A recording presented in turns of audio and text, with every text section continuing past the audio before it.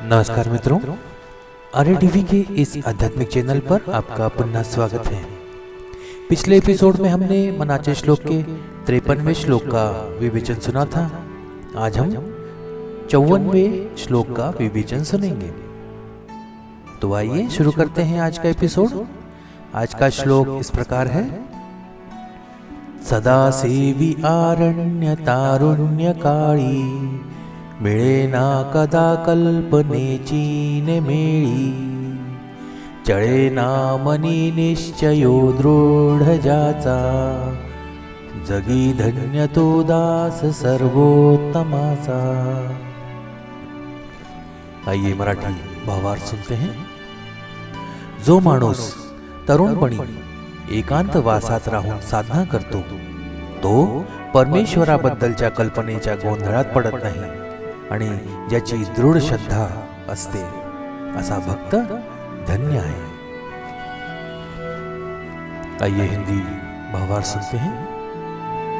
वह भक्त धन्य है जो युवावस्था में एकांत में साधना करता है, भगवान के विचार से भ्रमित नहीं होता है और जिसका विश्वास दृढ़ रहता है। आइए अब विवेचन सुनते हैं।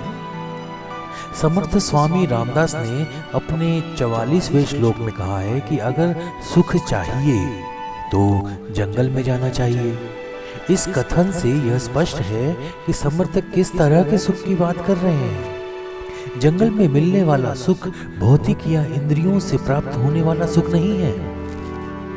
इंद्रिय सुख के आदि इंसान को जंगल के सुख का एहसास नहीं हो सकता, क्योंकि वहाँ न तो आरामदायक सुविधाएं हैं, न ही खाने पीने की सुविधाएं, मौसम का भी भरोसा नहीं। कभी ठंड, धूप, बारिश का सामना करना पड़ सकता है और उससे बचने का कोई साधन भी नहीं होता। शरीर को कष्ट सहने की आदत नहीं होती और भोजन, नींद की समय सारणी का पालन भी नहीं हो पाता। इसलिए यह सुख शारीरिक नहीं है बल्कि आत्मिक स्तर पर बनने वाला सुख है। व्यक्तिगत जीवन में रहते हुए शरीर को भौतिक सुख मिलते हैं, लेकिन हर पल मन के खिलाफ कुछ न कुछ घटित होता रहता है, जिससे सुखी दिखने वाले जीवन में भी अंदरूनी असंतोष रहता ही है। रिश्ते नातों में स्वार्थ के कारण शिष्टता, सहनशीलता, उदारता का अभाव हो जाता है।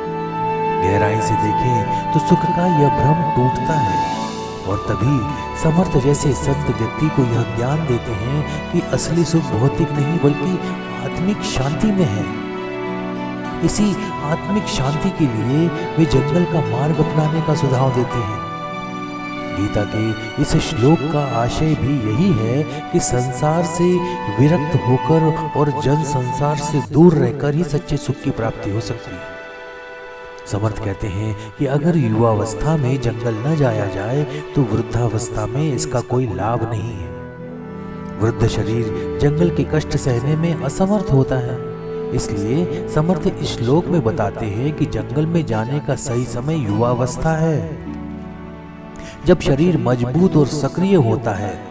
इस प्रवास का उद्देश्य प्राकृतिक सौंदर्य का आनंद लेना या शिकार करना नहीं, बल्कि आत्मिक साधना है।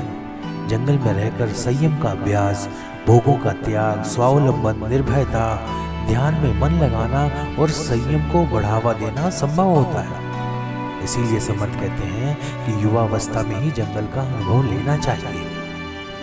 यहाँ जंगल एक प्रतीक है, एकांत में रहना और आत्म संयम करना। मुख्य बात, जीवन में दीर्घायु या आशीर्वाद भी इसी उद्देश्य से मांगा जाता है ताकि यह एक मजबूत और सक्रिय शरीर के साथ प्राप्त हो सके। परंतु लंबी उम्र का लक्ष्य केवल इंद्रिय सुख भोगने के लिए नहीं बल्कि परमात्मा की सेवा में है। समर्थ यह चेतावनी भी देते हैं कि जीवन का भरोसा नहीं है, इसलिए प्रज्ञावान को अपने धार्मिक कर्तव्यों का पालन बचपन या कम से कम युवावस्था में शुरू कर देना ही चाहिए।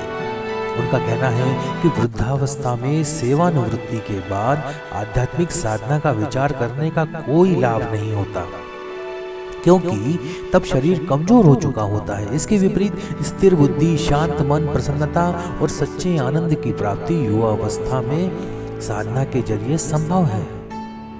जीवन के वास्तविक सुख को कल्पना के पंख नहीं लगाने चाहिए, जो संत साधकों को ही साध्य है।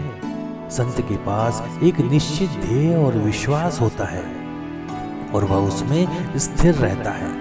ऐसे दृढ़ निश्चयी व्यक्ति के सामने कोई भी संकट या दुख उसे मार्ग से विचलित नहीं करता। तो आज का विवेचन यही समाप्त होता है। मिलते हैं अगले एपिसोड में एक नए श्लोक और उसके विवेचन के साथ। तब तक के लिए जय जय रघुवीर समर्थ। नमस्कार।